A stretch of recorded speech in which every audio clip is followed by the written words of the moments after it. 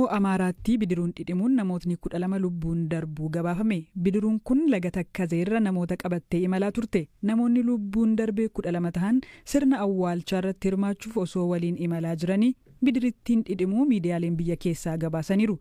Yeroo balaan kun mudatee bidirittiin waliigalaan namoota 26 ta'an feetee adeemaa turte. Bidiruun mukarraa hojjetamte kun osoo imalarra jirtuuti. Balaa lolaa guddaa naannichatti mudatee tureen raafamuun kan liqimfamte.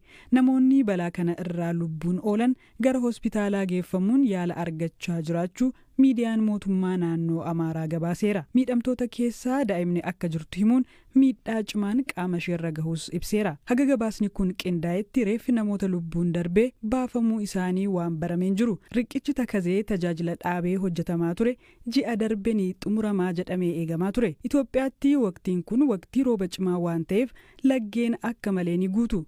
Gama biraan haala naannoo kaaba Itoophiyaa keessa jiru gabaasuun miidiyaaleef akkaan ulfaataa ta'eera.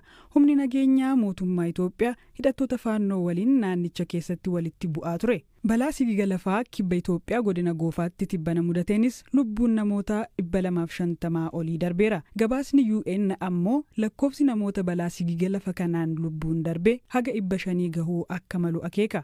Guddoo naannoo Amaaraa Baahirdaar keessatti jiraattotaa fi konkolaattota irratti daangaan yeroo sochii fi dhorkaawwan biroon kaa'aman. Rakkoon nageenyaa naannoo Amaaraa erga eegalee waggaa tokkotti siqaa jiru kanaan wal qabatee kan hundaa'e manni maree nageenyaa bulchiinsa magaalaa Baahirdaar dilbata kaleessaa adoolessa 28/2024 wayita dhorkaawwan kunneen labsu rakkoo nageenyaa magaalattii furuuf akka ta'e eereera.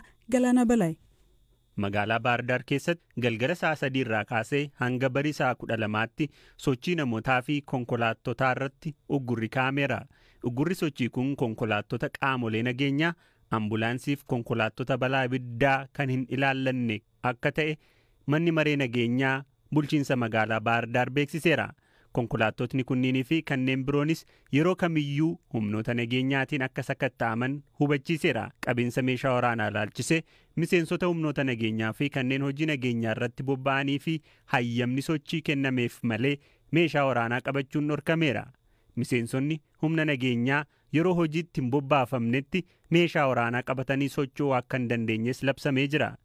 Ibsi mana maree nageenyaa magaalaa Baahirdaar baase kun rakkoolee magaalattii keessa jiran wantootni hammeessaa jiran adda baafamaniiru jedheera. Rakkoon irra caalaan gargaarsa baajaajiin akka raawwatamus beeksiseera. Kanaafis konkolaattota biroo irraa haala adda ta'een bajaajonni magaalaa Baahirdaar keessatti tajaajila geejjibaa bal'inaan kennan galgala sa'aatii 12 hanga ganama sa'aatii 12 gidduutti akka hin hojjenne dhorkamaniiru. Bajaajonni kunneen golgaa keessoo isaanii haguugee dhoksu akka buqqisan kallattii irra ramadaman qofa akka socho'anii fi ragaa eenyummeessaa yookaan taagii haaraa waajjira geejjibaa magaalichaatiin isaaniif kenname akka maxxansan seerri haaraan kun ajajee jira. Abbootiin qabeenyaa baajaajiis konkolaachisaa qacaranii yookaan kireeffatanii kan hojjechiisanis yoo ta'e kontiraata isaanii poolisii fi waajjira geejjibaa magaalichaatti beeksisuu akka qaban dirqamni irra kaa'ameera. Nageenyaaf tasgabbii magaalittii fooyyessuuf jecha doqdoqqeen yeroo hin murtoofneef akka hin sochoone manni maree kun labsee jira. Namootaaf konkolaattota uggura sochii fi dhorkaa kaa'ame cabsan irratti tarkaanfiin kan fudhatamu ta'uu fi itti gaafatamummaa seeraa kan hordofsiisu ta'us seerri haaraan kun eeree jira. Namoonni meeshaa waraanaa qabatanii deemuun faallaa uggura kanaa ta'anii argaman meeshaan waraanaa isaanii akka irraa fudhatamu labsameera. Naannoo Amaaraa keessatti walitti bu'iinsi hidhattoota faannoo fi mootummaa federaalaa gidduutti gaggeeffamuu erga eegalee waggaa tokko kan darbe yoo ta'u, labsi yeroo muddamaa fi danqaa jireenya idilee guddaa uumee jira. Tonni kutaa 12ffaa godina Shawaa Kaabaa Aanaa Darraa Ibbaa Furitti siqan qormaata fudhachuuf torbee 2 dura gara yuunivarsiitii Salaalee deemanii turan sababa nageenyaan gara maatii isaaniitti deebi'uu hin dandeenye. Qorumsichi akka lakkoofsa Itoophiyaa adoolessa 14 bara 2016 kan xumurame yoo ta'u, barattoonni aanaalee godinichaa biraa yuunivarsiitii Salaalee irraa gara bakka dhufanitti kan deebi'an yoo ta'u, kanneen Aanaa Darraa irraa dhufan garuu haga ammaatti mooraa yuunivarsiitichaa keessa jiru. Itti gaafatamtuun waajjira koominikeeshinii Aanaa Darraa Aadde Algaanish Tasfaayee waan ta'e akkasiin waa'ila koo maatii olaanaatti himaniiru.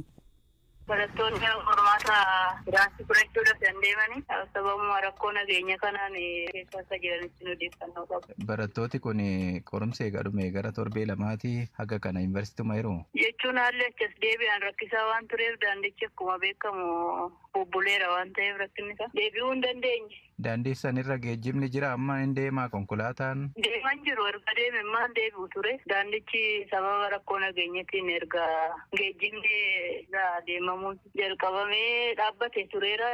Darbee raayyata biyyaatiin darbe deemamaayyuu. Amma irratti immoo haalli isaa ulfaata waan ta'eef deebi'uu hin dandeenye. Guyyaa beellamichaa eeggataniiti annan deebi'an waan jedhani. Barattoonni qorumsaaf deeman amma hin deebine jechuun maatiitti? Hin deebine. Yeroo deeman raayyaa ittisaatiin ajjabamaniitti deeman miti waggaa qorumsaaf deeman.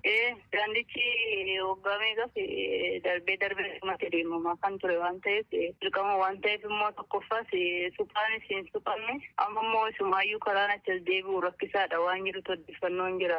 Sababa rakkoo nageenya qofa osoo hin taane ajjabichumtuu osoo dhufe haalli deebi'u daandiin suphaan hin godhamneef waan ta'eef bona keessa qoshii ulfaatadha waan jedhamu jira.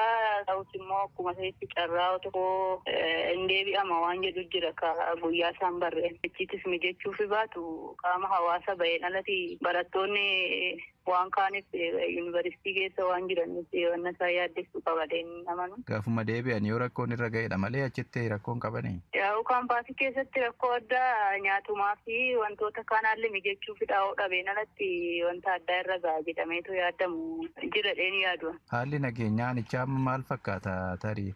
Yeroo adda addaatti hidhattooti faannoo hidhattooti abaa'oo kan jedhan naannaa san keessa socho'u. Waan jedhu akkuma beekamu hidhattoonni gara lachuunuu ni jiru. Isarratti immoo amma danda'ame gama mootummaattis wantoonni yaadamaa jiru jira. Ammaaf garuu inni ulfaata jenneetuma fudhanna. Mootummaan Abiy Ahmed imaammata dinagdee waliigalaa maakroo ikoonomii fooyya'ee haaraa dilbata kaleessaa akka lakkoofsa Itoophiyaa adoolessa 21 2016 beeksisaniiru. Tarkaanfiiwwan fooyya'insa imaammataa ijoo keessaa tokko sirna sharafa alaa gabaa irratti hundaa'edha. Ministeerri muummee Abiyyi fooyyessa maakroo ikoonomii gochuun sa'aatii muraasa booda baankiin biyyaalessaa sirna to'annoo sharafa alaa fooyya'aa wiixata har'aa qabee hojiirra oolu beeksiseera.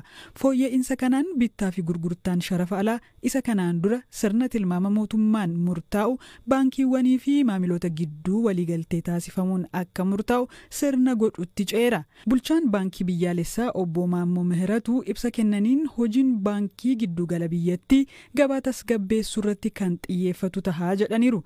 Qajeelfamni baankii biyyaalessaa haaraa sharafa alaa bituu fi gurguruu irratti qaamota hirmaatanii fi hojimaata isaanii ifatti kaa'a.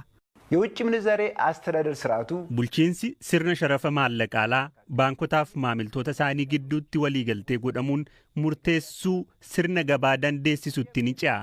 Gaheen baankii biyyaalessaa Itoophiyaa sirna daldalaa sharafa alaa tasgabbaa fi fayyaalessa ta'e jiraachuusaa to'achuu irratti xiyyeeffata. Ammaan booda bulchiinsa sharafa maallaqa biyya alaa dirqamni to'achuu baankii biyyaalessaarraa ka'eera. Kanaafis ergitootniif baankileen daldalaa maallaqa biyya alaa horatan of harkattan bifachuu danda'u. Amma dura shaqaxoota 38 alaa galan irratti dhorkaan kaa'amee ture ka'eera.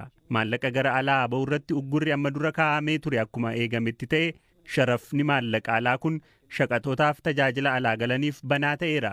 Waajjiraalee sharafa alaa baankilee daldalaan hundaa'anii jiraniin alatti dhaabbileen baankii hin taane waajjiraaleen dhuunfaa maallaqa sharafan yookaan independent forex bureaus ni hundeeffamu. Embaasiin Ameerikaa Finfinnee jiru erga Itoophiyaan sirna jijjiirraa sharafa alaa haala gabaa irratti hundaa'e hojiirra oolchuu eegaltee booda ibsa baaseen murtee sirriidha jedheera. Embaasichi sirni jijjiirraa maallaqaa alaa akkanaa kun rakkisaa ta'us ibseera. Haa ta'u malee goolama diinagdee biyyattiin keessa seenteef furmaata kaa'uuf tarkaanfii barbaachisaadha jedhe.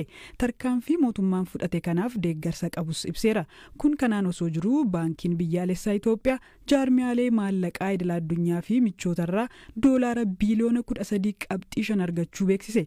Kana keessaa deeggarsi maallaqa doolaara biiliyoona 10.7 ta'u jaarmiyaa maallaqa idil addunyaa IMF baankii addunyaa fi liqeessitoota irraa akka ta'e hoogganaan baankii biyyaalessaa obbo Maammoo Mihiratuu himaniiru.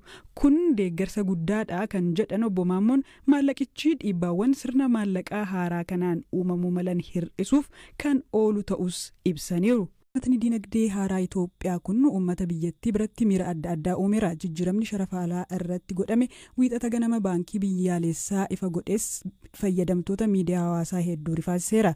Miidiyaaleen biyya keessaa odeeffannoo kana oduu gammachiisa jechuun uummataan gahan. Ogeeyyiin dinagdee gariin murtee sirrii inumaa kan barfatee hojiirra oole ta'uu dubbatan. Kaan ammoo oduu gammachiisaa jedhamuuf hojiileen dursanii hojjetamuu malan turanii jedhu. Inistituutii qorannoo saayinsii Kuweetitti qorataa olaanaa kan ta'an ogeessi dinagdee Dr. Ayyala Galaan dhimma imaammata dinagdee haaraa kanarratti turtii BBC waayilakoo Galaanaa Balaayee waliin godhaniin faayidaa fi dhiibbaa imaammatichaa ibsaniiru.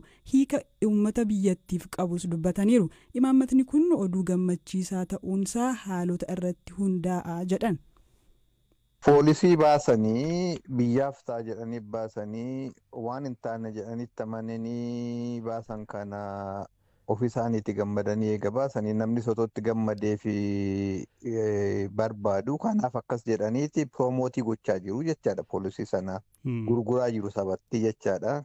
Qabiyyeen isaa garuu wanta dhuguma gammachiisaa hin gammachiisuu waan jedhu dursanii beekuun hin danda'amu. Maal fida sabarratti jedhanii xiinxalaniiru, beekaa gaafataniiru, ofii isaanis yeroo fudhatanii itti yaadaniiru.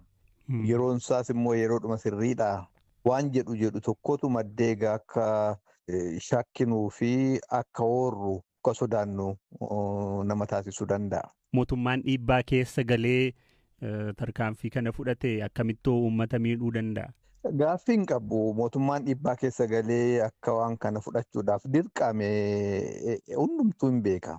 Mootummaanis beeka, sabnis beeka, warri waanis beeka. Kana homaa shakkiin tokko hin jiru. Dhugaa dubbachuudhaaf dhiibbaan osoo hin dhufiin ofumaatti qophaa'anii waan gochuu danda'anii waan gochuu qabaniidhaayyuu ture wanti kun. Filootingiin kun waan horiiti. Waa'ee bittaaf gurgurtaa keessatti Itoophiyaan durumaanuu of qopheessuu qabdu. Kan rakkina kana hundaa kan fide maallaqa sharafa biyya alaa argachuu danda'uudhaaf Itoophiyaan humna dhabuu ishiiti. Itoophiyaan danuu qabdi. Wanti Itoophiyaan hin qabne hin jiru dhugaa dubbachuudhaaf. Qotiisni jira, wanti biyya alaatti ergamu, wanti biyya alaatti barbaadamu. Daangaa kan hin qabne kan Itoophiyaan qabdu.